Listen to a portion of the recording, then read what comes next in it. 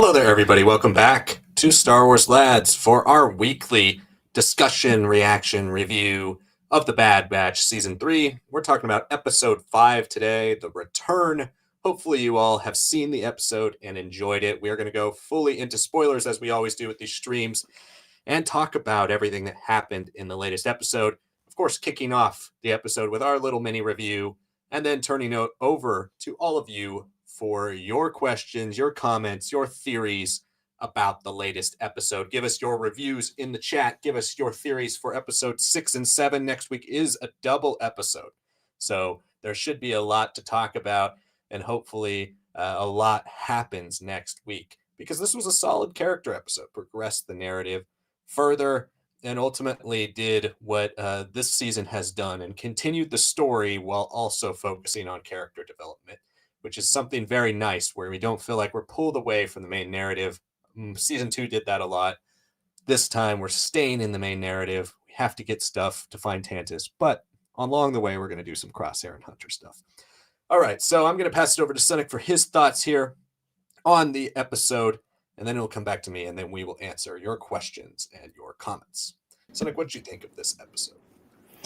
Yeah, I was surprised, but I think pleasantly was the right word to describe it because, like you said, I think we were all expecting a little bit more plot after the third episode being a little bit more, or I mean, the fourth episode being a little bit more, um, just about Crosshair and Omega getting there, right? And it was like, okay, obviously we knew they're gonna crash, and that's gonna result in them having to like work together, air out any slight grievances, and then reunite. We just didn't expect that, reunification with Crosshair and Omega to happen so quickly with Wrecker and Hunter. But I think this was a great episode to then see how like some things are still to see how some things are seamless. But I think there's a lot of smart choices here, especially around Crosshair. I didn't realize that the snow planet that we've been seeing in the trailers and the teasers is not just another new snow planet. It's Barton 4 from season 2, which I think to me still is the best episode of season 2 by far, like if not the whole show, just because of how perfect it was for Echo's character. It's really a culmination of everything that he's going through. So to return here, for him to suggest it as a return as part of his intel to like really help unlock this data pad that they have from Nala Se, I thought was a bit of a bold move, but it definitely did help out how the tension between Hunter and himself can be both explored directly but also indirectly. I love the shot of him picking up Mayday's helmet and then picking up the others and then putting them like standing up, like facing him because it's at least some respect, not just lying on the ground. Felt like there's some great visual language to really explain a lot of the emotional turbulence that Crosshair's been feeling with the shaking hands and all that. Like, I think there's more to that. I think there's more than he's letting on so far, but that is definitely a big chunk of that. So I'm glad that we got to see Hunter witness that, give him space, but still go up to him, confront him, and be like, "All right, what are you not telling me, man? There's something going on here." And then for Crosshair to be like, you're not really mad at me. You're more mad that you couldn't be Omega's savior. You couldn't be the one to rescue her, and that if anyone was gonna help her escape, it was gonna be me, right? Like that was like, all right, Crosshair. I know you've always had like sharp cutting words, especially since the Bad Batch arc of the Clone Wars. But for him to have just gone there, I was like, wow, like I wasn't expecting that. I thought that was some really sharp writing. And I think Mm-hmm. that's really indicative of everything that we've been getting in season 3. Anytime that we have these slower moments in these last 2 episodes, it feels so earned. If you're not a big season 2 fan, I think watching this again on rewatches, the whole season's worth of the show, you'll be so satisfied with how much payoff is happening. Of course, you can always argue more direct action, more direct plot could have been necessary in season 2. I'm not going to disagree there, but it's not forgotten. It's so essential to these characters, and it makes a lot more sense for these smaller scale events, these day-to-day activities to have shaped them just as much as everything aftermath onwards in the season 1 premiere. So, yeah, fantastic. I'm glad that they've got it decrypted to some degree, even though it's not necessarily what they wanted out of there. And I'm glad that Echo was back. That was really important to me to see him there. I was surprised Rex wasn't, but I think that's what's leading us into the next episode. So again, I'm really liking the deliberate setup that still is putting plot without giving it all to us since the premiere. But yeah, Echo had some great lines. It's like, at least this time there wasn't blood. There usually is blood. And he's like, kid, you did everything you're supposed to. You didn't abandon these clones. You escaped. That's the only thing you could have reasonably been expected to do. So I'm liking wisdom on Echo's end. I'm liking that he's not just standing around. Even if he is, he's still dispensing like the years of experience that he's had. And again, another episode for Omega where she's showcasing that she is a member of the batch. She's not just their little runt. She's calling Crosshair her little brother, which technically is true and all that. So I've really, really loved what they've done with her character so far. It's awesome. I think this was a great episode for us to have a little bit of monster of the week, but then force things to, improve. And I think the double episode is really going to take us somewhere really interesting. No, I agree. I really liked this episode. I think compared to season 2, like you're mentioning, there's a lot of good payoff. Again, Pabu being used in this episode as a base. It's nice to have these central locations, and there are a lot of things from season 2 that felt extraneous that have paid off, whether it was at the end in the finale of season 2 or now in season 3. But the big difference to me between last season and this season is this type of episode. It's having an episode where character development happens, where characters play off each other, where characters fight, where Omega grows with members of the batch. But yet it doesn't feel like something that, can we get through this to get back to the main narrative? Because there are parts of the main narrative sprinkled in. I think that was the biggest mistake, in my opinion, with season 2, was the groundwork they were doing was really strong, but the context around it wasn't. It was all in a bubble, in a vacuum of a mini arc story that never really mattered outside of what the characters learned. Well, here, the central crux of this story is we have to connect the data pad to an Imperial base. So we go back to something that meant a lot to Crosshair, a place that's perfect for that redemption, that full circle redemption for Crosshair. Because as viewers, we've seen it happen here on Barton 4, but the Bad Batch haven't. So having that moment where he gets to finally reconnect with the Bad Batch in the same place where he reconnected with the clones, basically refused the Empire and turned on them, as he says in this episode, that was, I think, pretty great and pretty symbolic of Crosshair's journey. And Crosshair's journey has been a more unique one than a lot of Star Wars characters who have, turned evil and then doubled down on it and then finally come back. Crosshair did it in a way where it was more ideological until he saw how he was treated as a being by the Empire. He didn't see and didn't think he would be discarded the way he and his brothers were. He just thought he owed his allegiance to the people that basically created him. And now we're seeing him value himself as an individual, value his brothers more across the end of season 2 and into this season. And overall, he's starting to become somebody who was always kind of a lone wolf amongst the crew, but somebody who doesn't internalize as much. And here it comes out. And I thought that was all great. And in general, season 3 has started stronger than either season by a long shot, in my opinion. I still think the beginning of season 1 was the best episode amongst the whole batch of maybe the first 5 of all 3 seasons. But this season's the consistency, the way they stick to the story, the linearness of the story, the less episodic nature of the storytelling, all of that is much more my brand. And I think really exciting, especially when we're, going off of 2 episodes that could have been extraneous. And now we're entering a double episode, which we expect to be big, at least big for pushing this plot forward. Because usually, like last season, 7 and 8 were the double episode. This season's it's 6 and 7. So it seems like there's going to be a lot more big things that happen throughout the show. And I cannot wait to see what that is. But let us know what you guys think in the comments, in the chat right now. There are a lot of people watching. Let us know your thoughts on what you thought of the Bad Batch Season 3, Episode 5, The Return. Obviously, we both really enjoyed it, and we can't wait to discuss what your thoughts were, as well as discuss what could happen in next week's episode. Because, like I was saying, Sanak, 2 episodes next week, and it's not the only one that happens like that. We have another double episode in about 3 or 4 more weeks. So this show is really ramping up, and I think is going to end up being something that is a lot bigger than we would have thought after the end of season 2 or even the end of season 1, when it seemed like it was pulling back the stakes.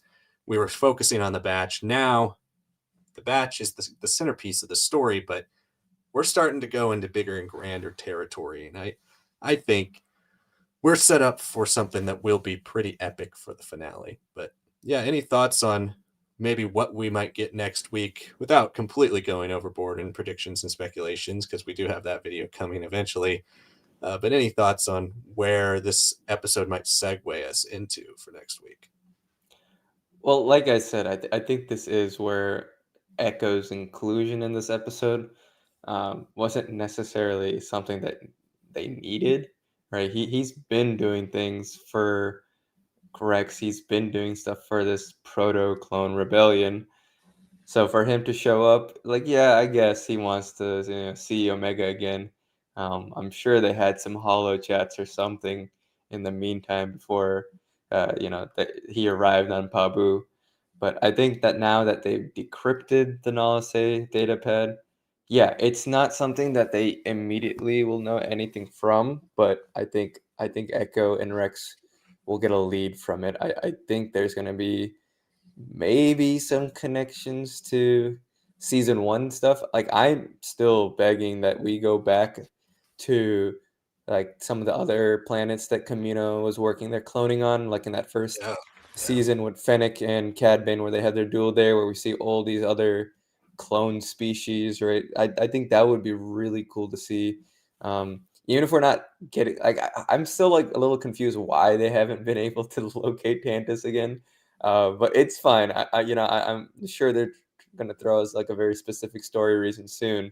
But I am enjoying the fact that like there is a possibility now, especially after this episode, that we can see older episodes really be like landmarks that we return to. So I'd like that to be one where they, maybe get to see a little bit more and understanding of secret horrors that the Kaminoans were already working on, that maybe now the Empire has advanced further. We could totally see, you know, all the crazy creatures that we've seen in the Clone Wars and in something like the Mandalorian, just to showcase like all the crazy possibilities, like the Zilla monster or that one desert animal that had like 8-pack abs in Book of Boba Fett. I'd yeah. The love to see Goro like just monster. yeah, I just love to see these weird like experimentations finally get to fruition. Right, it was cool. I think we talked about it in season two. We really did like a lot of what was going on with the Zillow episode, but where's the payoff for that? Why does that matter, right? And I think this would be a great episode to get us closer to uncovering that. Like, while we don't understand what they're doing with the clones yet, we know that they're definitely doing something to enhance, right? To modify, in some ways, maybe tear apart whatever it's been added to the vault of Dr. Hemlock, right? So I'd love to see some, advancement there. It's really hard for me to say why they can't find Tantus, but if there is someone who would maybe have knowledge of it, maybe Rampart. I'd love to see a Rampart return. I think Yeah, where we yeah. left him was correct, but the gap has been like a little too long for me to enjoy. And now I'm like, okay, well, if there's anyone who's gonna know stuff that they could break out and get to snitch, especially the way he was treated so publicly by the Emperor, I think it would be that guy. And I'd like him to be, you know, get someone pointing the way forward and getting them closer and closer to Tantus. But I don't know. It's all just a maybe a possibility. But I think that this would be a great chance to explore some of that, and then maybe we get to see Hemlock say like, okay, the possibilities haven't been too strong here in finding them. Maybe we have to go to alternative routes, and this is how we get to see the bounty hunters again, and then build off of some of that foundation that they already have with these strange planets, these strange experimentations, and their connection to Omega. Hmm. Yeah, we haven't really seen the Imperial side of this search yet. Everything's been so batch focused. We haven't seen the Empire actually actively searching for them. Like, all we've seen is Hemlock show up in the aftermath of what happens in episode 4 of the show. So maybe they have already hired the bounty hunters. Maybe the next episode starts with that. That type of thing is something that they could do and string out over 2 episodes, because Cad Bane was stringed out over 2 episodes in season 1. It would be nice to not just have these cameos, but really actually make these characters have an impact on the story. So I would very much so like that, personally, for that story. But yeah, as of the Rex plot point too, like, I do think next episode is when you would bring him in. It would be a double episode. You could make it a big event, more exciting. I think in general, it seems like the viewership for Bad Batch season 3 hasn't been as high as they've were hoping it was, but they haven't done much marketing for it. Really haven't pushed it much in the scope of Star Wars shows. So if you have Rex pop up, you could use him to sell. Okay, we're at over a third of the way through the season. By next week, let's get the wheels turning and let's get people binging, because this season has already been really good and people haven't started watching yet. How do we get people to get excited and hyped for the second half of the season? Well, let's throw in Rex. Let's throw in something important in the first third of the show, and let's have it actually be a mission that matters. And I do think I'm still hoping and praying for that big Bad Batch spinoff, with Rex, with Echo, making a real clone rebellion story. This being the crux point. This being the thing that ignites the whole story. But hopefully Rex shows up, and it's kind of hinting towards that. Hinting towards the finale, hinting towards what. All right, everybody, send in your questions, your comments, your thoughts here so we can answer them. And we will try to get to them as soon as possibly can. Seems like it's fixed. So let us know if there's another problem, though, because it's it's this is an issue we've had for months, and there's been no real way to figure out when this is gonna happen. So if it is coming back, let us know. But yeah, so other than that, all we have really to talk about is the Bad Batch. What happens next week, we discussed. I mean, there's other Star Wars news we can bring up here for this stream if people are interested in that.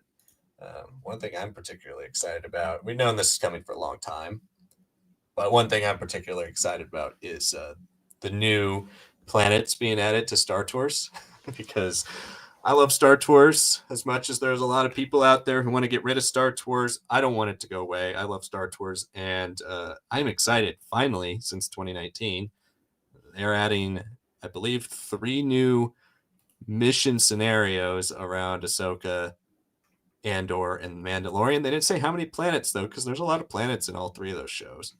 The Ahsoka one, I think, is the one I'm most interested in, because Peridia? Could that be it? I feel like that's the main location. Other than that, I forgot what the name of the planet was that they go to when they're trying to find the map. Do you remember that one? I feel like it's gonna be there. Cetos, right? Yeah, it was Cetos. Yeah. I feel like it's gonna be there because it'd be. I mean, Star Tours is not in the canon, so you don't have to do anything that's actually canon accurate. But it would be really cool to go to Peridia. That would be really interesting to see how C-3PO figures out a way to get his Star Speeder 1000 to Peridia. Yeah, that happened. That was a big announcement. Yeah, I think I'd say the Andor one hopefully will be during the Aldani heist. That makes most sense. It is the most visually like scrumptious portion of the show, right? Everything else is otherwise like depressingly gritty and real. That one is at least like, oh, here's something that's like awesome to look at while everything is going wrong inside with the ship with Nemec and all that. So I think that'd be a good one. Um, yeah, I'm really not sure what the other one would be, but it could be interesting to see what the Mandalorian really pulls off. If it's going to be like a mixture of different planets and uh, different experiences, or maybe something original. I think it would be nice to have Star Tours to have kind of its own thing again. And if the Mandalorian is like that original part of that, I think that'd be pretty cool. Like maybe like a transitional gap between season 3 and the Mandalorian, the Grogu. I think that'd be nice to have them do some fun little bounty hunter mission. Uh, you know, we don't know. It could be maybe something that Carl Weathers recorded something quickly for like that. That That would could be have been fun. something with just how long the timeline is for like amusement rides and experiences that maybe that'll end up becoming a bit of a selling point. Like this is the last time we'll get to see Grief Karga. Uh, Definitely would like to see that. But yeah, no, I think that's a pretty fun one. There's a couple others we can bring up, but I do want to shift this to the chat a little bit. So Trent and G in the Machine, if you guys are here, send in away your questions. And Bat Aside the Manslayer, good to see see you as well. How did you enjoy this 5th episode of the Bad Batch's final season? Let us know your thoughts here. Yeah, send in some chats. We will be going for another. Plan is about another 30 minutes. So let us know what you thought of the episode, what you think could happen next week. To recap what we talked about at the beginning before we had audio problems, we both really enjoyed the episode. I thought it was really good, especially for what would be traditionally in the Bad Batch formula a filler middle episode about a character. It was far better than it should have been, especially with the history of this show. So yeah, really good episode. Let us know what you think in the chat. We'll just spout off other topics here to keep going, but of course this is a Bad Batch stream, so keep the focus on the Bad Batch if you want. If you don't want, send in whatever question you want to talk about. Anything you want to talk about into the chat. Anything Star Wars, guys. Bring it Just up throw it out there. we'll bring it up in the video. But yeah, so there has been some other things that have come out here recently with Star Wars. I mean, nothing that big. I know they did announce the physical media stuff for Obi-Wan and for Andor, right? And what was the other one? I feel like there was one other one. They announced Mandalorian before. Yeah, I mean, just today, Gizmodo had an article about this new Star Wars picture book. So you can see like Han and Leia's wedding and a bunch of other Cool. like cool scenes that are happening. It looks very much like the Galaxy of Adventures art style, right? So that's pretty cool.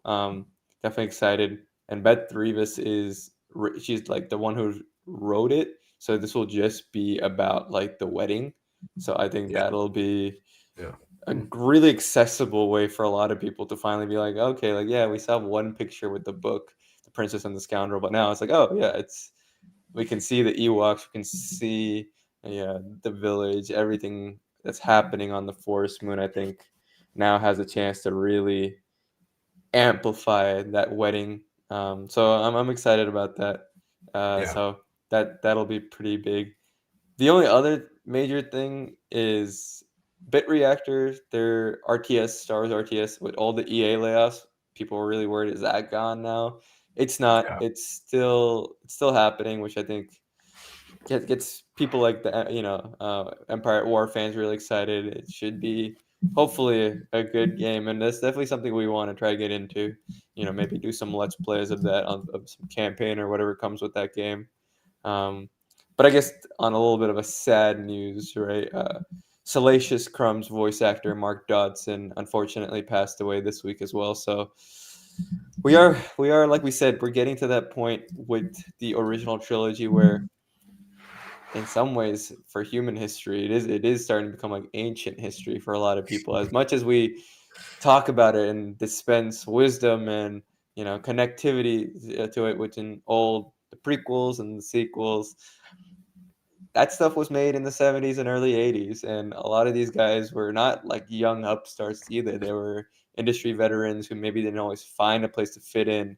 But seeing that, like, it's seeing another star of sorts, right? Another person who had like a scene stealing moment in Return of the Jedi, especially amongst Jabba's palace.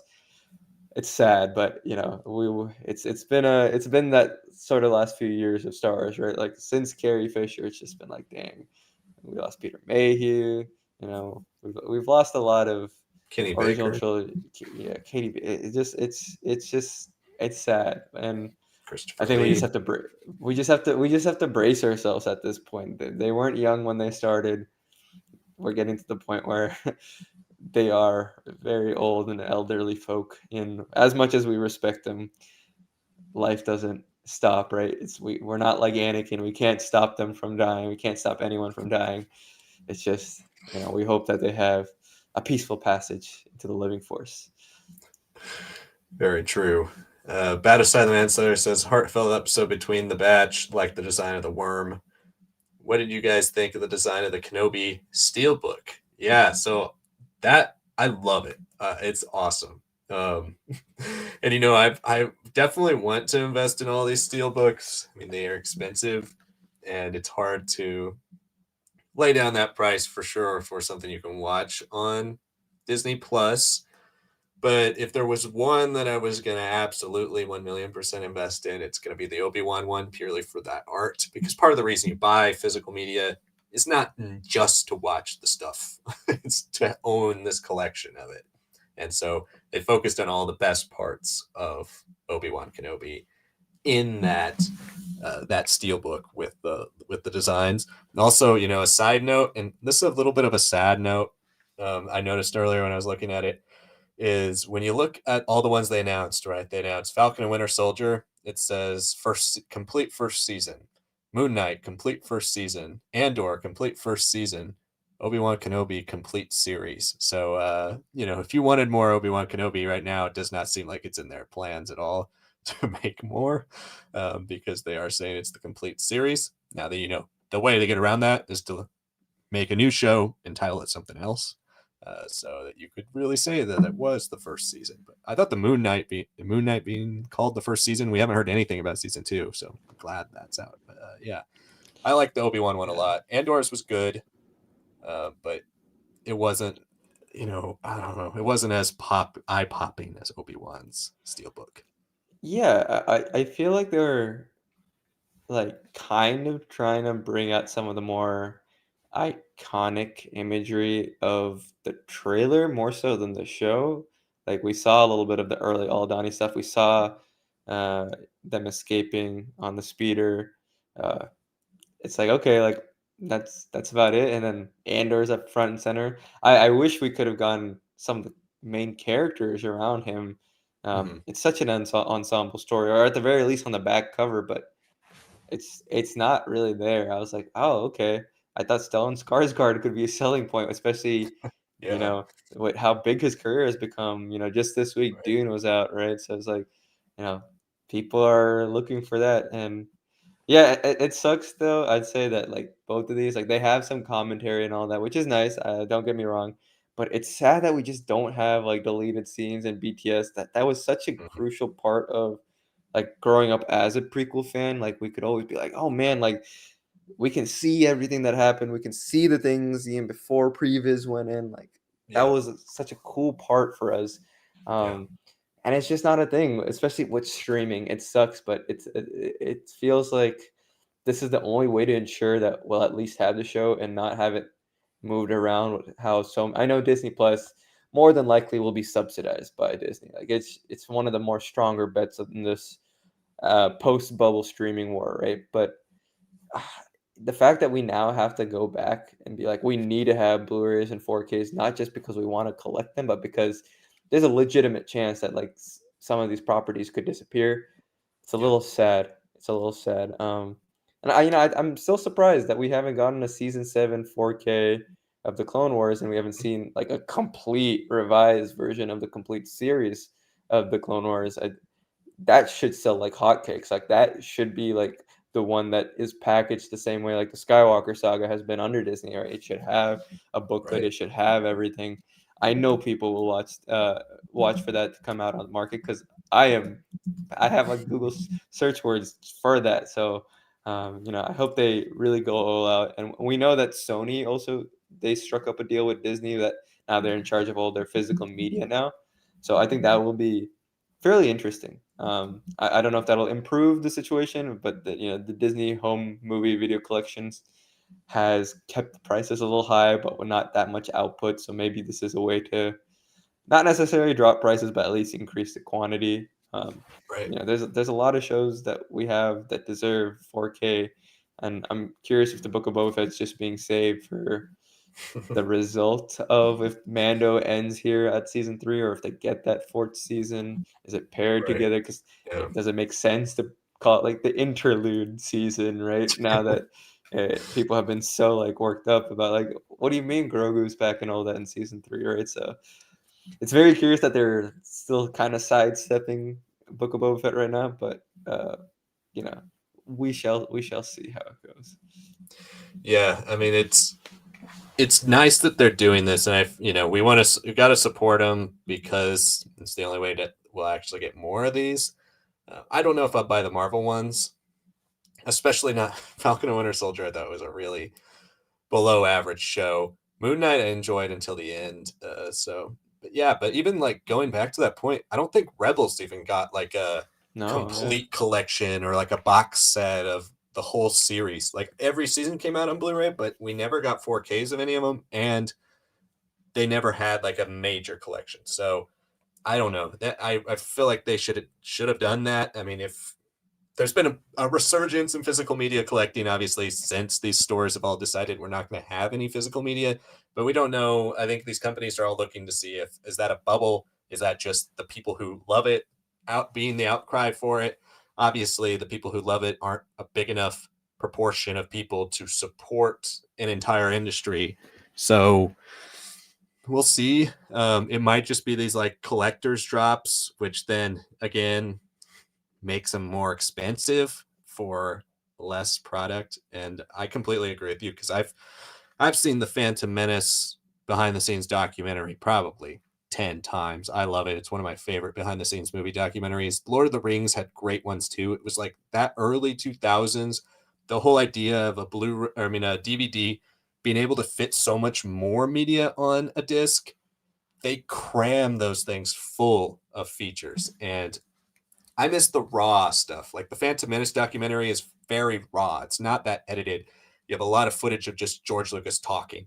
It's not like they do now, where everybody is all worried about time. Oh, we're not going to get people to watch these as much. These like Disney Gallery ones they're putting on Disney Plus, they're good, but they're not raw. It's a bunch of edited interviews of people reading probably scripted stuff to say about their show, or it's a roundtable discussion about random things where they cut out probably the stuff that might have been a gaffe or something. There's no realness to the art of filmmaking anymore with these behind the scenes documentaries. And I felt that way since the Force Awakens one. I remember getting the Force Awakens Blu-ray and being incredibly disappointed by the bonus features they had on there. And then even with the 3D Blu-ray when they released it a year later and it had more, but still not that much, they didn't do a great job with that. And so hopefully here, a return to all that stuff, the realness of what it's like to make film. Um, they try to hide it. I don't understand why these companies want to hide what it's like to work on a film set now. They want to edit it and glamorize it, and not make it look real. And at least the prequel documentaries did that. I mean, they cut back on it a bit every time. Like Revenge of the Sith didn't really have a true behind the scenes documentary. It had a lot of shorter featurettes. But the Phantom Menace and Attack of the Clones did. And I wish we got more of that just to piggyback on that point. So back to the comments here. Batasai says, was Anakin destined to make the choices he made by the cosmic force, or did he have a free will, or how does that work with the known lore? Well, I think they're still tweaking that every day. The more and more you do the Mortis stuff, the more and more we explore Peridia, what that means for the cosmic force. The fact that Plagueis doesn't introduce, or it doesn't really exist as story in canon right now, makes it a little bit more gray area as well. Back then, I mean, Plagueis in his book is thinks he created Anakin. It doesn't really ever. There's nothing that confirms that.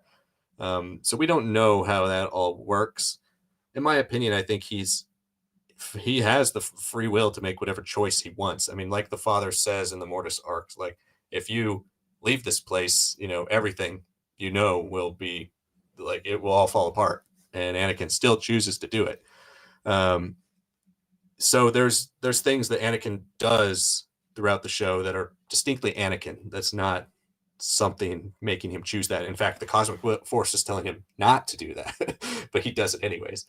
So I personally think he has the free will, and every choice he makes is his own, maybe with push and pull. Maybe he gets more of a push and pull in a strong way than other people do from the light and the dark, but um, I think mostly everything he does is still from his own free will.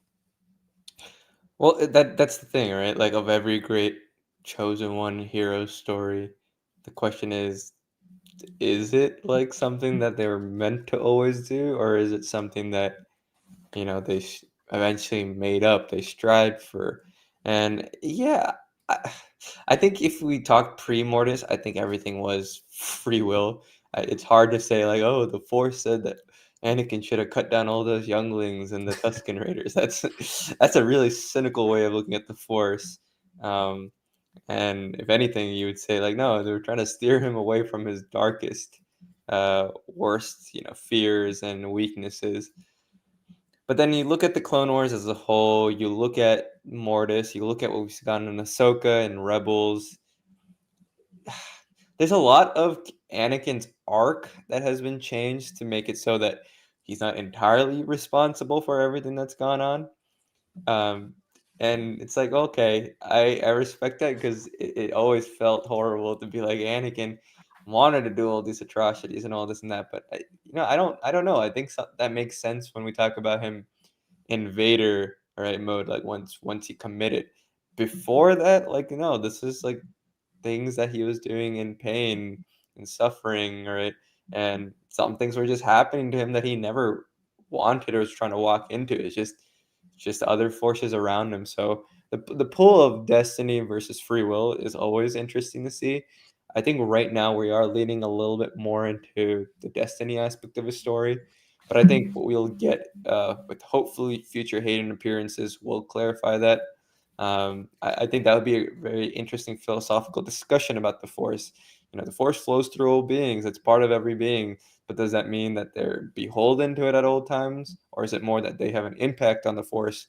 And interestingly enough, like that is something that, like the path of the open hand, really tries to emphasize in the High Republic phase too. Like if you do something with the Force and you use the Force, you're throwing something out of balance, and it'll disturb or cause like a catastrophe or calamity somewhere else, right? So this idea has been kind of brewing around that maybe what you do with the Force is more important than what the Force does with you. And I think that's something that Anakin can explore in an Ahsoka season 2. Now, will that happen? I don't know. I don't know if there's necessarily time for it, but that's a good way to also reckon with what Sabine has done. Why she's hasn't really gotten much of like anything more than like a slap on the wrist, right? I think that'd be a great way for like the three of them, and the grandmaster master apprentice relationship to happen here. Uh, it's especially because it's hinted that Sabine has actually seen uh, Anakin, right? Even if she hasn't been able to fully visualize him at the very end of Ahsoka. So Mm-hmm. I think it's something that we can definitely explore. Right now, though, I think we are more on the arc of like it's destiny that made Anakin do everything.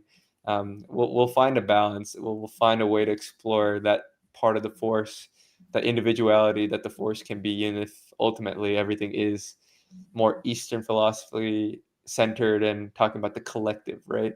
The contribution of the collective. So, yeah, long-worded answer to say maybe. Well, and I think the way I've always kind of took it is the idea of the Force and destiny with the chosen one doesn't necessarily mean that things are gonna, like you said, him killing younglings, but things are gonna turn out the way it's actually preordained to turn out. Like there's going to be obstacles in that way, and if you deviate from that path, then there are going to be things thrown in your path to try to course correct it. In that way, Luke might have been that thing that's thrown into the path of Anakin, where he turns away from what his destiny is, and then eventually turns back because of Luke. But they're all decisions he had to make. For instance, like if he had killed Luke, if he had defeated Luke and stuck by the Emperor, or killed the Emperor and become the Emperor himself, the Force could have thrown something else in his path to try to course correct him in the future. I think there's a lot of that in the idea of just any Destiny story. The idea of people always being on a set path, knowing what they should do, but also deviating from that path, and then Destiny throws things in your way that try to course correct you, but you can still avoid it in the long run. I would have liked to see that with Ben Solo, having him stay dark in the Rise of Skywalker, but and see how that really plays on what your destiny is supposed to be. But Anakin's really our only representation of that in Star Wars, right? Like nobody else is a chosen one. Even Luke, even Ben Solo, even if you go into Legends, Jaina and Jason, there's nobody out there who has that right like Anakin has, to where you can see what caused him to change. So I think, it's something to continue to ponder. I think Ahsoka's going to pull a lot of interesting ideas. I mean, obviously, Mortis has been controversial, but I think it's something that honestly makes the Force more real, in my opinion. I've always loved it. So we'll see. We'll see what happens in the future. Batasai also says, can you talk about the summarized arc for Boba Fett as we know it in canon, from his first appearance in Attack of the Clones all the way to the Book of Boba Fett? What is his character about, and do you like it? Does it make sense to you? Well, that's a long one. Oh boy. That might be better for like a single video. I guess a very brief summary is, in the Attack of the Clones, he's an unaltered clone created for Jango Fett as a stipulation for becoming the template for the clone army.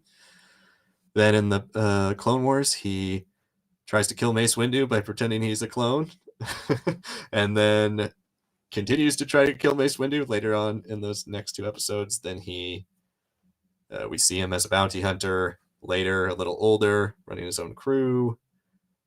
In the comics, so the comics might be the thing you like least well know, the War of the Bounty Hunters. That was a big thing for him, taking Han and then having this big old fight with a bunch of people bidding on Han, and the Empire trying to trap Luke, and all sorts of things that happen there. And then, you see his appearance in Return of the Jedi. He also appears in Jedi Survivor. Yes. Cool appearance there.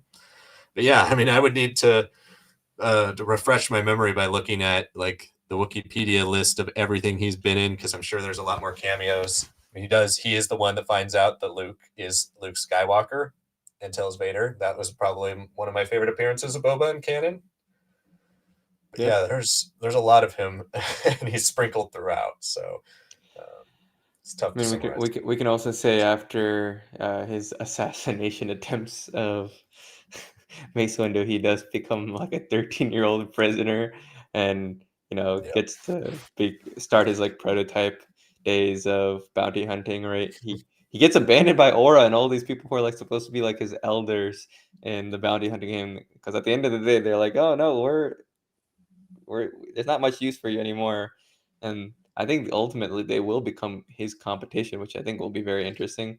But we know that syndicate that he forms on Tatooine, that he's with a younger Dengar and everything. That was supposed to be a little bit more explored in Star Wars 1313, which I hate always bringing it up, but that, even if I don't love the idea of that having become a Boba Fett game under Lucas's mandate, that could have been really important to see that transition, that crux. But I don't know if that would work in the context of a Book of Boba Fett, Boba, right, and a Mandalorian Boba. I guess to answer that second half of your question, like, does it make sense to you as a character? Sure. I would say it's not terribly wrong or anything. Like people would change, especially after very traumatic and insane things. And he's not like someone who's ever shied away from that danger, right? You don't just go from seeing your dad beheaded to being a normal person, right? It's just not the case.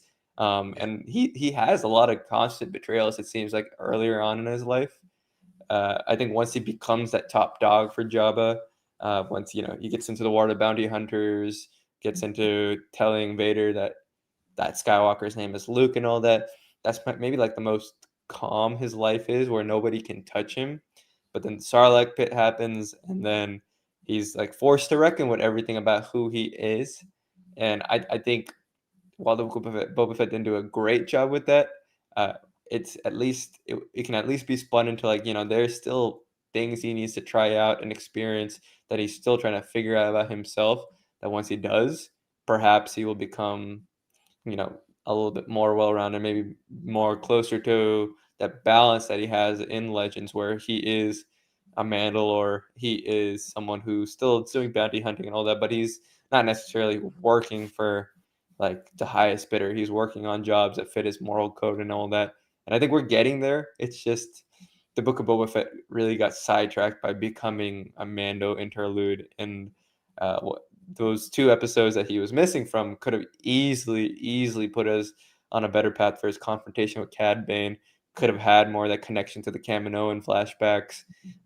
We could have really experienced his life a little bit more, but clearly John Favreau wasn't really thinking about that as much as saying, "Hey, the higher ups have been telling us we need Grogu back immediately because we cannot handle this more than like a year off from him," which is like, all right, that's a little disappointing. But um, I think it makes sense. It's just not as strong as it can be. And if Book of Boba Fett had focused more on Boba, I think we wouldn't be like, in this little gray area still with his character, which changes so often in Legends, in canon. But I think we'll be on that road to the future of Tamora Morrison animation books, whatever, to make him a little bit more clearly defined and how his past is affecting him. It's just right now we're not there yet. Yeah, I mean, you guys know what I think of Book of Boba Fett. I don't really see it. That's the only story. I like everything else. I think it all fits relatively well for especially for a character who's mostly always been a supporting character. Um, but the one time they had a chance to make him Boba, I don't see why coming out of the Sarlacc pit, even with all the Tusken stuff, like if anything, I feel like the Tusken stuff would make him even more vengeful. Like I don't know why coming out of the Sarlacc pit would make him more of a pacifist and less vengeful. Feel like he would go on a killing rampage, and he's still like that in the Mandalorian season 2. And I feel like that's what doesn't sit. It sits the worst for me is because he's still Boba in a lot of ways in season 2 of The Mandalorian. He's still ruthless. He's still, stabbing stormtroopers with his gaffy stick. He's Boba. But then you have the Book of Boba Fett, and even the tag at the end of Mandalorian season 2 when he goes and he kills Bib Fortuna, like that's Boba. Yeah. But the Book of Boba Fett, then he's like, I'm ruling with respect, and you're like, Yeah. but when have you ever wanted to do that? Like maybe you can respect people, but when have you ever wanted to not fight people, or when did you get this injured? Like I don't know. There's a lot that doesn't make sense about that. I think they have a lot to fix. I mean, next season, Boba's just gonna be like, yeah, it was a phase, like, whatever. But And I think that ultimately for live action, it sucks that that was like a commitment, right? If this was like something that we saw in animation, I don't think people would have anywhere near as much to complain about. It's just that they pacified him after nailing him, right? Like Robert yeah, Rodriguez nailed him. The action was there, and look, I still say like the Starlight can make him a little bit more not pacifist, but a little bit softened because a lot of times when we look at like PTSD survivors and all that, they're fine at the start. It's as time goes on, as things settle down, that it actually like they're like, oh, like that it's hitting them. So I can see that angle, but it's just not explored. It's just not there yet. And if it does ever get a season 2, they really need to like connect and dig deeper into the things that were left unanswered, the things that weren't there. And I'll always say this: I think it's stupid that there aren't any Tuscans alive. I think the Tuscan that taught him how to make the gaffy stick, who trained him, they should be alive. At least a couple should be around. They should have been in that final battle so that he can be like, no, like if the whole thing that you're selling is like it's about family now, it's about like the people I care and put into good positions. Black Chrysanthemum and Fennec cannot be your only real options. You should have like the actual family that help reshape you. And if they bring them back for season 2 and just like retcon it out, I think I'll be so much happier with whatever has happened in the Book of Boba Fett. It won't be great, but it'll at least have like a bit more of a stronger starting point for the next phase of the story to then become a little bit more darker and cynical, like he wants to be, where he's more comfortable. And you could tie into like Django's book and legends of like, this is the code, how we follow it. Just have that there. Have that be like something that guides him through the next phase where he's like, I tried doing these things, but some of these are good for me. I know that, but they're not. There's so much of my past that is still burdened by everything that was terrible that I had to deal with. How do I navigate it? And I think that's a great way of redeeming the great parts of that show and amplifying the weaker elements and connecting it to his entire story. But right now, it's not there, man. It's tough, and I think that's the toughest thing to swallow, because you were thinking Book of Boba Fett would bring Boba up to the same standard as the Mandalorian has been, who's essentially just Boba but nicer, right? But it's not there yet, and I hope on this one stream of ours, somehow someone from Lucasfilm is like, no, no, we hear you. Boba's coming back in some way. There's so many rumors about season 3 Boba. Maybe bring Boba back for the movie, right? Maybe make it like Yeah, a they really should. interesting duo and have Mando and him have a little bit more differences and have Boba be like, I tried that thing. It's not working for me. And then whatever season or a Book of Boba Fett or Mando comes out, then like have him become like the Bo-Katan role where he takes over a lot of the show, but you feel like, okay, now we're gonna see another Mandalorian's evolution, and as they grow into this time in the galaxy, there's so many ways to make whatever's already good with Boba strong and great again in canon. This just cannot be the last thing, right? It can't be the topper for him. It can't be like, this is the final thing we've done with Boba. He's still too popular to abandon after just one season. Yeah, I agree. I mean, he deserves his. He would always have been a better movie character than a TV show character, in my opinion. Like yeah, if you made an episodic TV show the way that you do The Mandalorian, where each episode's like a new hunt for Boba Fett, cool. But like the way they did it made no sense. If you're gonna do some type of redemption story, I feel like it would have worked better in a film. Yeah. But yeah, anyway, we'll move on from Boba Fett to Perrick, who says, I hope they do a Clone Wars Bad Batch Rebels box set. I don't think it'll ever happen. Yeah, I don't think it'll ever happen either, Perrick, but you could get a box set of each of them as an individual. I don't think they'll ever do one big one. But, it was shocking they didn't do any Rebels thing for Ahsoka. I started to kind of say it earlier, and I think it went off topic, but I think if physical media was not dying when Ahsoka came out, like if all those companies hadn't announced they were removing physical media from their stores, they probably would have done a Rebels box set, but the demand wasn't there. Bad Batch has never gotten any Blu-rays. Clone Wars has a season 1 through 5 box set and then a season 6 Blu-ray, but it's never gotten a complete 7-season box set. So we'll see. I think the Bad Batch is pretty high likelihood, though, to be honest. I think they're just waiting for season 3 to end. I think they know it's a show they can't really sell each season steelbook for, but they might be able to sell a full series steelbook and charge like $100 for it instead of 35 or 40 or whatever it is they're charging now. So I think that one's likely. The others, I don't know. It'll probably depend on the Bad Batch sales. Yeah, that's true. And, I'm hoping for the best, but we'll see. Yeah, me too. I want them all. As a Blu-ray collector, I want them all. Jeffrey Miller says, hello, Jeff. Batasai, the Manslayer, says, the way I see it, everything is as the Force wills it. Anakin says something along those lines in the Clone Wars Season 7. Also, the structure of moments like Anakin leaving Shmi in the Phantom Menace with the big music is the reason Chirrut wasn't hit. Why the heroes don't die in action against all odds is what it was meant to be. Lucas, okay, yeah, I get what you're saying, and I mean, I think we kind of touched on a lot of that. We agree with you in a lot of ways. It's always going to be a combination of both for a character like Anakin, or in moments like Chirrut. Chirrut's another good one to bring up, and because in a lot of ways, obviously, got Death Troopers standing there shooting at him. Even if they are stormtroopers, elevated stormtroopers, you would think they'd be able to hit him, but he does sidestep a few blaster bolts.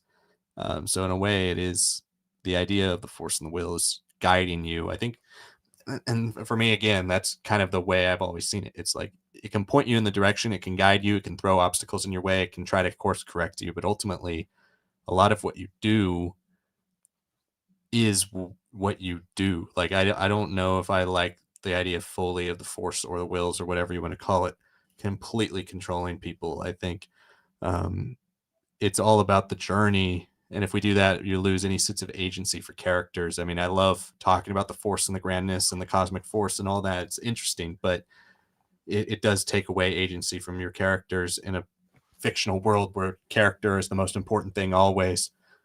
For storytelling, if they came out and just outright said that everybody was controlled by the wills, then I think that would that would be a little bit of a mistake. But I know what you're saying with like George Lucas. It all stems back to his original ideas. Everything he's ever tried to bring out from Star Wars all stems back from his original ideas for the wills and what that means. And I think he's still to this day is trying to figure out what it means. Yeah, yeah. No, I think the Force wills it is, for the most part, fair. Um, Especially when we look at Anakin. But I don't know if it wills it for an Obi-Wan. I don't know if it wills it for a Yoda per se. The midichlorian count can maybe have a little bit more influence on their subconscious thought or something, if you want to get scientific with it, right, to some degree. But I think free will is really important to characters like that. Anakin is always the one who's going to have that struggle between destiny and the manifest destiny that he has and the free will that he's always clawing for, right? Even during wartime, he makes it a point of being like, this is just how I can survive. This is how I can be, right? So, I think that is an important point to note, right? Like, if there is a character that is going to have this struggle because the story demands it, it's going to be Anakin, without a doubt. And he's the one that will believe that it's up to the wills because he has a lot of darker aspects to him that he doesn't want to confront even when he is the good guy, right? The chance to really confront that now comes into this post Return of the Jedi era.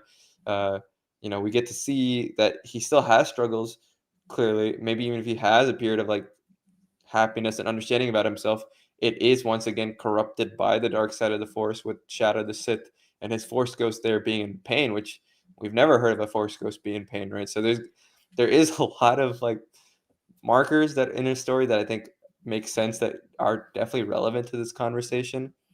But I will say that you have to understand that this is Plagueis and Palpatine also playing such a direct role in his life from the very start. If we look at the Plagueis novel, right, he, legends or not, he did essentially force the Force to come up with Anakin. Palpatine then discovers Anakin, and whatever the Force is maybe willing Anakin towards his destiny, Palpatine's like, I'm not foreseeing that working out with my plan. So how about I do this? How about I intervene here, right? So you should always, if the Force is something that's like a conduit that is guiding him and empowering Anakin, Palpatine is the one who's always pulling out the plug and then putting it somewhere else and nudging him a different direction. So I think that's also the tertiary factor that not a lot of other characters face, right? And the only things that Palpatine really has to fight against is the Jedi, and with their dogma, with their limitations, with their clouded Force abilities during the prequels, it's a lot easier for him, right? So I think a lot of his destiny isn't set in stone. A lot of it is just pushed into specific lanes where he'll go into this dark path by Palpatine, and then because he ultimately doubles down on it himself, then eventually the Force rises up with Luke and Leia, being born at that time. This is their way of, countering the victories of Palpatine over Anakin's life and destiny, right? And it's a tug, it's a push and pull. It always will be, and I think that's the thing that needs to be outright said about Anakin. I'd love Anakin to be like Luke and Leia were born because at the time they were, because Palpatine had manipulated me and taken me so far away from whatever sense of destiny I had, right? It became everything about his choices. It wasn't my free will. It wasn't that my destiny. It was him, right? And I think that'd be a great way to, again, re-strengthen this already iconic villain. So, yeah, I get what you're saying, Batasai. I just don't think that it's entirely the will of the Force, because that takes away human nature, right? Like that's a very philosophical idea that like maybe it was the will of the Force that George Lucas was in that car crash in his youth that pushed him to become a writer and explore cinema. That's no, like we don't know that. It's just a thing that happened. It did eventually influence him, but if we're gonna say like, oh, it was always his destiny to write Star Wars, that kind of loses the most interesting part about humans, that we make our choices, and sometimes the choices make us, but not always, right? It's always a push and pull. I think that's how we should always treat Anakin. He just has the more overt destiny creeping up on him, the more overt negative tertiary player in his story. Yeah, it's opportunity and consequence that I think are the things that destiny throws in your path again that allow you to become the person you become. I think for Anakin, it's the opportunity of saving his wife. His wife isn't dying. It's visions of her dying that cause him to choose what he chooses. You could say those were created by Palpatine. It's been hinted that way. That would make Palpatine part of it. If you want to say it was the Force that caused those visions, you could say it was the Force. If you want to say it was Anakin's stress or paranoia from his losing his mom, it was that same way. But ultimately, Padme would not have died if he didn't turn to the dark side. It's a choice he made based on things that happen. So, right, he chooses opportunity. Anakin didn't have to go with Qui-Gon to become a Jedi. He chooses certain things, opportunities laid in front of him. I don't think anything could force him in a certain path. It's just a matter of who you are and what you choose to do with the opportunities and problems thrown into your path. That's how I look at it with Anakin. And I think in fiction, that obviously works a little better, especially when you haven't chosen one arc, because chosen one arcs already are make the idea of destiny tends to bring them down. How do they go about what they're destined to do is what makes them interesting. But then to get to your last point here before we probably wrap up the stream, Batasai says, for me, Boba's arc makes sense. The thing with Boba, according to Lucas, is that it was created to preserve the legacy of Jango, but those were Jango's wishes upon him, not his wishes. We see him struggle in the Clone Wars with the clones and choices that Aura pushes him to do. He gets vengeful and went down the bad path, the bounty hunter individual path, until the Sarlacc. But after, he begins to find his way, his true nature, which is to use his skills according to his sense of honor and against those like the Empire or syndicates. That's a really interesting perspective, and I do appreciate that. Um, and I don't disagree with anything you said. I just think in a lot of ways, sometimes Boba, how old is he in Return of the Jedi? He's like 40. And Yeah, I he's feel mid like, 30s. Yeah. you're never too old to change. But in a way, it's like, I feel like that's something that would have worked better in an adolescent arc or like an early 20s, maybe even early 30s arc. But for him, by the time we get to the Empire Strikes Back, like he is proud of being the best bounty hunter in the Yeah. galaxy. Like he has his chest puffed out. He's the one that will talk face to face with Vader. Vader has to tell him, "Don't disintegrate people." Like he's proud of who he is. I don't think it's necessarily the burdens of his father or mother figure or quote unquote his own destiny to do what he does in in the Empire Strikes Back and Return of the Jedi. Now I can again get that idea. Sonic mentioned it earlier about PTSD breaking when you have a traumatic event, maybe that causes you to think a certain way. Or you're saying that the Sarlacc snaps him out of what his destiny or what his other people's um, ideas for his destiny create for him. But I think, in a way, while that could have snapped him out, what eventually happens with the Tusken Raiders, they're all slaughtered. I feel like that should have propelled him even more into being more vengeful, right? Like that's the type of thing you get snapped out after a major life crisis, which he didn't have something happen to him and then was like, I got to rethink my life. No, he had to fight his way out of the Sarlacc. Then after he does that, he goes to the Tuskens. They're all massacred. So what does he do? He does fall back on that. He gets in the Slave One and he destroys the Sarlacc. Like he just flat out blows it up, right? Like like Yeah. he is vengeful again, and then yet for some reason 5 years later he goes from being vengeful and still vengeful in the Mandalorian, being who he is, and then killing Bib Fortuna, not just saying, "Oh, you can go because I rule with respect." He shoots him and then takes his throne, and then after that, it's like, all right, now that I've killed Bib Fortuna in the Sarlacc pit and helped the Mandalorian find Luke, now I'm gonna be a good guy. Like, to me, that we're missing so much there that needs to explain that, because he just like shifts day and night in literally like hours from when you see Yeah. him at the end of the Mandalorian to when you see him in the first episode of Book of Boba Fett. So yeah, Yeah, it's a I mean, the most interesting thing about him in the Book of Boba Fett is the Tuskens, is how it's like that end of episode 2. I was so confident the show was going to be a smash success, and the ratings still were for it. But this is the same show that had the speeder chase, right? Like that was, oh boy, right? Like yeah. it was a very, very hodgepodge put together thing that Favreau was never a TV writer. It's very obvious in that season, especially. And then there was clearly an upper mandate to be like, yeah, I got to bring back Grogu. We can't get away from those Baby Yoda sales. And it's like, that sucks too, because if we had just let this be a Boba season and then had like a final episode and maybe like 15 minutes of the second to last episode to bring back Mando and then have his ship be put together. We didn't need a full episode for his ship. That was unnecessary.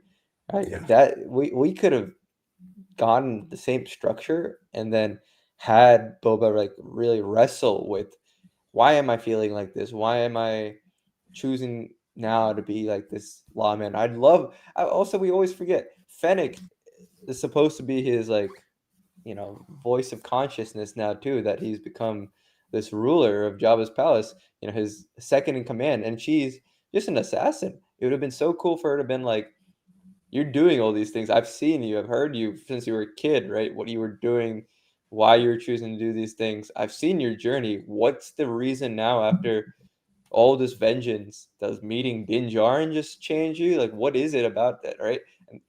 And it's not great storytelling to have Boba outright tell instead of show what's changed about him in his own show.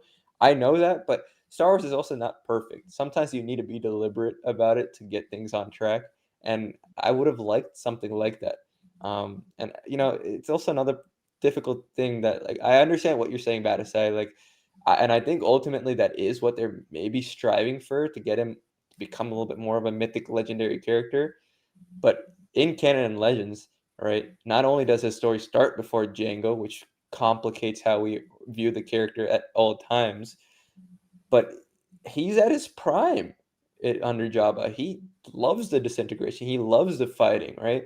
He might have these things buried, right? Maybe he does bury them. Maybe he does revel in being this character, right, where he is just the best bounty hunter. He kills everybody in his path, and that is what gives him satisfaction in his life. And maybe that's not what it's meant to be. Maybe that's just because he's finally fulfilled his father's goal. I can see all those things for sure. But then what's the argument about where he is in Book of Boba Fett, that he's suddenly a good guy? You don't do all those things in your life and be good. At best, he should be an anti-hero. At worst, he should still be a villain with redeeming qualities, right? Like that's how we should look at him. Making him a lawman for half a season and then be like having the character outright say, I don't know if this was really right for me. It's just like, okay, is it? It comes down to my issues of Jabba's palace from episode 6, but I'm not going to dive into that.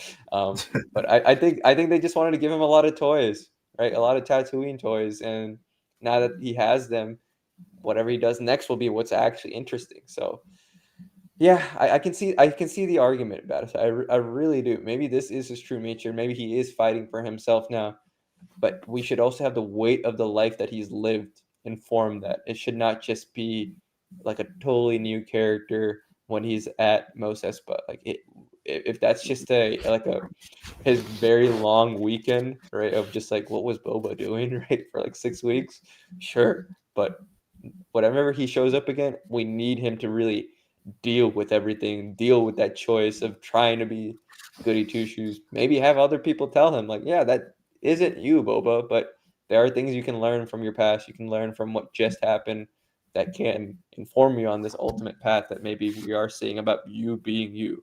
I can see that for sure. But yeah, I want to jump over to David Fieldson. Sorry we didn't get to you. Thank you for the super chat as always. What's up, lads? I'm jumping in late to the chat. I enjoy this episode. It's rhyming with the outpost. What do you think is the 2 episode arc next week? I don't know. I'll let you jump into that, Liam. Well, David, thank you again for your super chat and for always joining us on these streams. Next week, so 2 episodes, we're through the first third of the season. Technically, this is a 15 episode season because I believe the last episode will probably be an hour or so, or 45 minutes, but they have listed it as a 15 episode season. We're through the first third. I think for the second third of the season, that's when we're going to jumpstart the clone plot, like the clone redemption plot. What we've established in the first 5 episodes are Omega and Crosshair escaping, reuniting with the Batch, and a bit of the redemption, reunification of Crosshair with the Batch. Next, I think, are the build up to the finale, the last third of the show. The next 5 episodes, I think, are going to be that build of like, we're doing a bunch of missions, but a lot of them are going to end up paying off in the sense of how we gather resources or allies or information that all leads to the eventual assault on Tantus. And I think that starts next week. I mean, we've seen a lot of stuff in the trailers. Obviously, the opening scene of the trailer is one of the more iconic things that we haven't seen yet. I think that could be part of maybe next episode. We do know Crosshair was in that scene, obviously, in his armor. They're all there. It could be the next big step. Obviously, with it being Clone Wars era weaponry, it could be that type of thing where the clones are trying to steal or gather resources to build their army towards what is eventually going to be the attack on Tantus.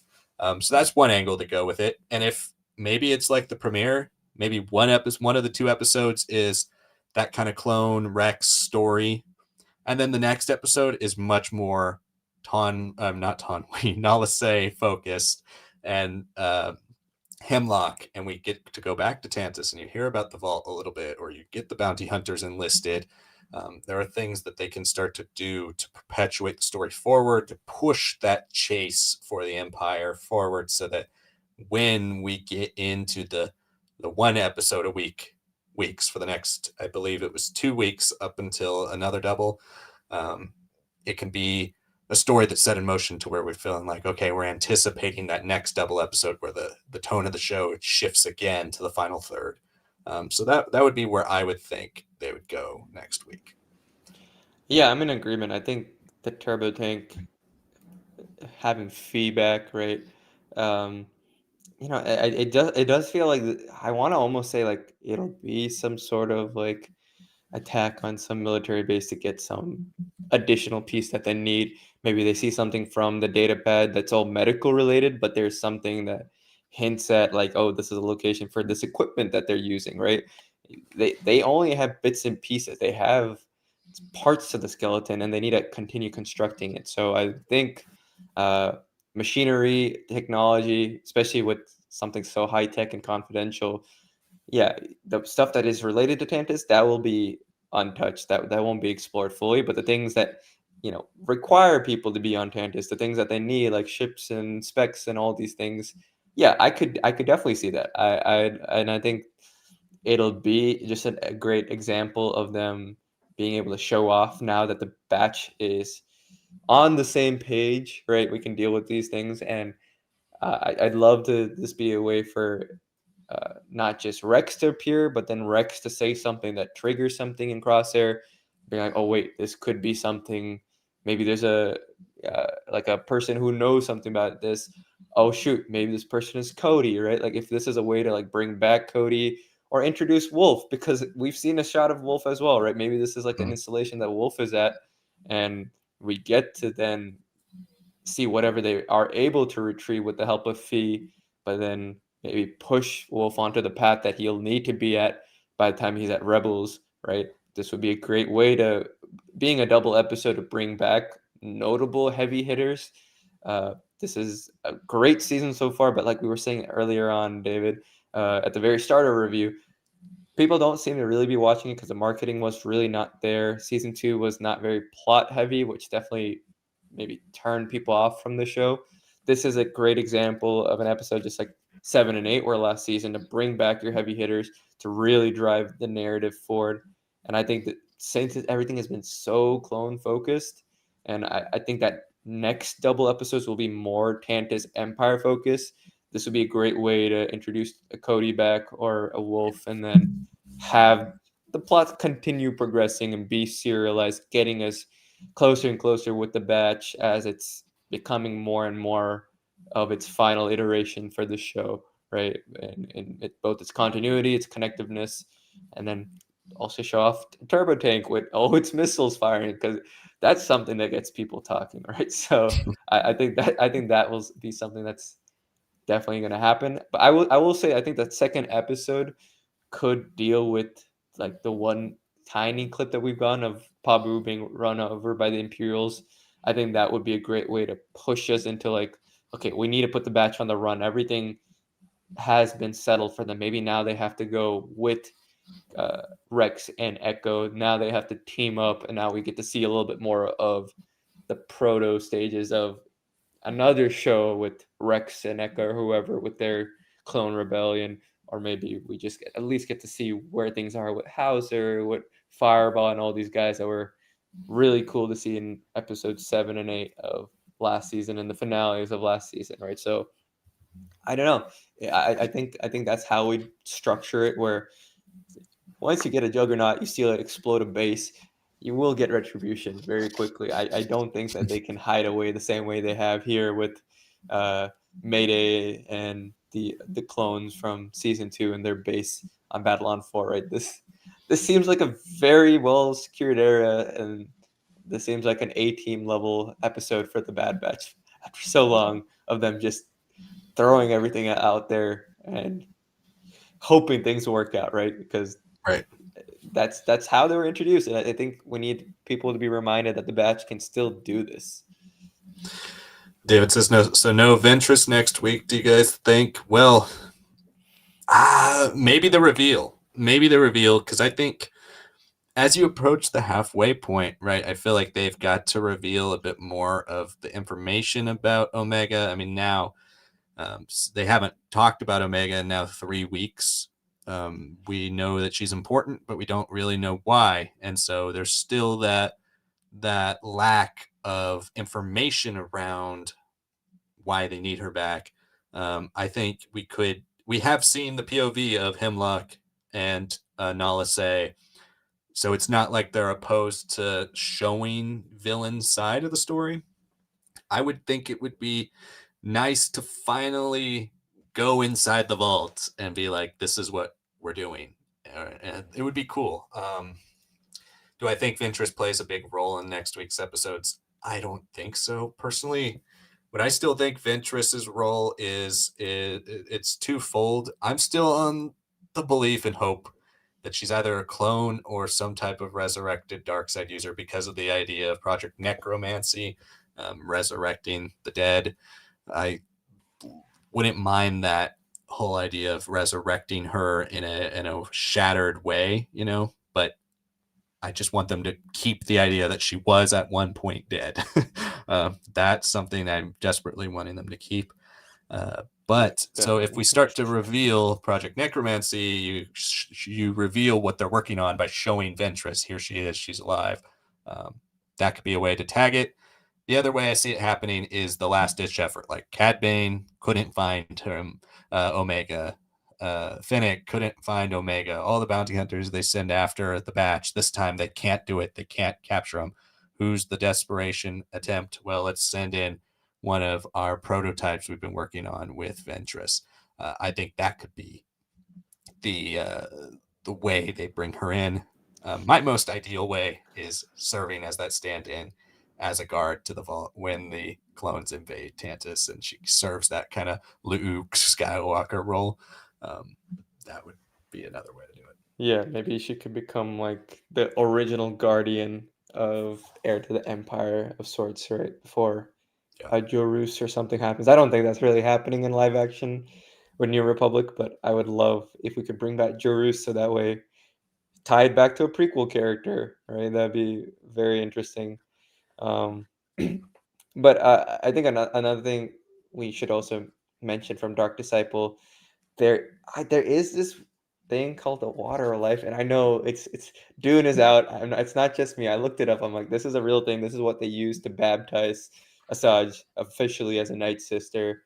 It's from an ancient creature called the Sleeper that is talked about between Quinlan and Asajj in the Dark Disciple novel, which has been, people in uproar as this being retcon and all this and that, right? So maybe her buried body is, forced to come alive through a combination of Imperial technology and this water of life, or maybe it just seeps through. Maybe the sleeper discovers the Asajj and is like, there's something left for you to do, right? Like, still keep with the fact she died, like straight up just died, but maybe bring her back temporarily, like on like a time limit or something, right? I think that would be a good way to honor the book, and then maybe bring Imperial attention. Like, how the hell did this person, like that could be another big reason why Thrawn comes to Dathomir, not just for the bodies, but maybe to find this elusive creature that has this liquid that maybe Hemlock manages to get a sample of or something. This has been a show that we've seen from the premiere of season 3, especially the way we're talking about it in a review. Everything seems like it's connecting to everything we've seen so far in the last few years of canon. This could be another way. Um, I don't know if it will happen, but it'll be very interesting.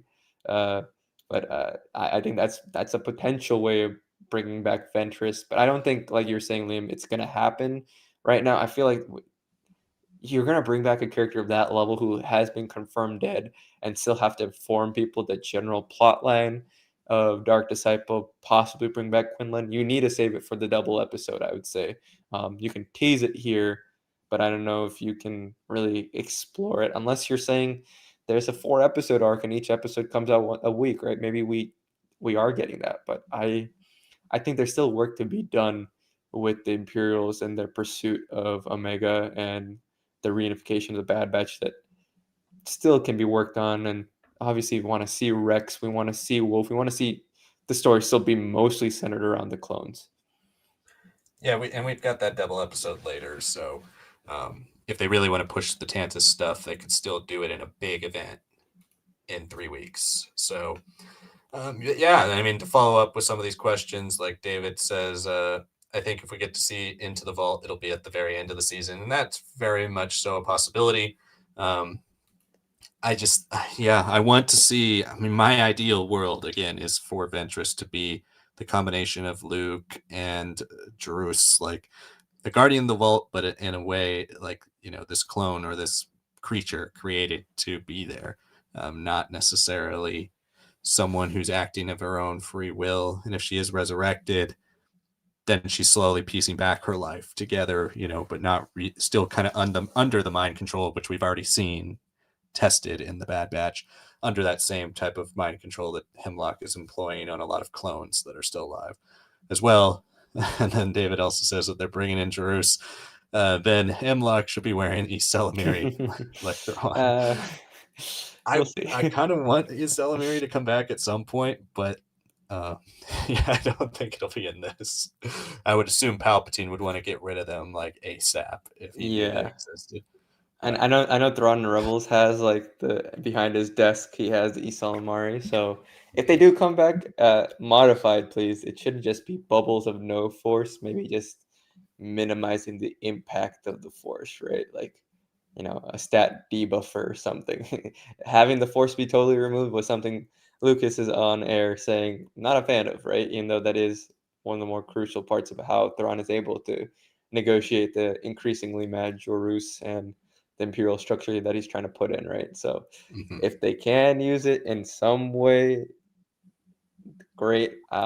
It's just later legends and canon as it is now has not really respected that. They're like, what? You should not have something that just totally destroys the force. And I know people didn't like the Vong not being detected by the force other than like, fuzzy force sensations and all that, right? So if we can maybe tone it down more toward the Vong level as opposed to just eradicated force, right? I think that could work. But then they won't be as useful as they were in Heir to the Empire, which I think is for the best. So, last couple things. Badasai says here, I think we get to see into the. Oh, wait, no, that's David. Sorry. I think they will let things be ambiguous. They will not say she died, but also that won't say she didn't. So people who read the book can go on as much as those who don't. For some, it will continue to be a continuation of the Bad Batch, and for others, it will be a continuation of Dark Disciple. And I tend to agree with you, even if I think that isn't necessarily the right approach. Like, Yeah, I think when you say that everything is going to be canon and everything you do will be canon no matter what, blah blah blah, you should be catering to the story, not to the larger audience, which is obviously the people who've watched Clone Wars. And and I'm very well aware of that because I've had so many friends and family members and people be like, "Oh, it's awesome, Ventress is coming back," and it's like, I'm like, "Yeah, but she died." They're like, "What? She died?" So yeah, I understand why they're bringing her back because not a lot of people have read Dark Disciple. It was in the early era of canon.